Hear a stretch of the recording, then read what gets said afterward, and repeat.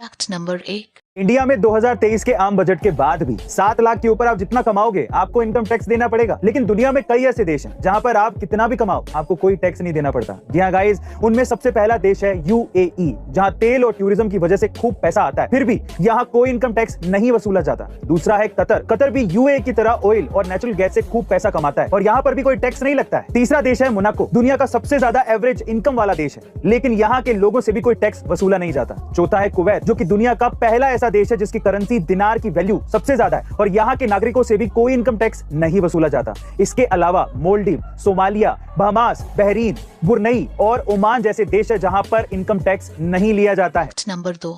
बात जब नौकरी की आती है तो अच्छी सैलरी पाने के लिए लोग किसी भी तरीके का काम करने को तैयार हो जाते हैं। लेकिन हाल ही में एक अजीबोगरीब मामला सामने आया है जहां जर्मनी की एक कंपनी ने गांजा फूकने के लिए नौकरी निकाली है। अरे कहना क्या चाहते हो? जी हाँ गाइस, इस काम के लिए कंपनी भारी भरकम सैलरी भी ऑफर कर रही है। यानी कि अगर आप गांजा या सिगरेट का कश लगाने में एक्सपर्ट हैं तो आप महीने के करीब 88 लाख रुपए तक कमा सकते हैं।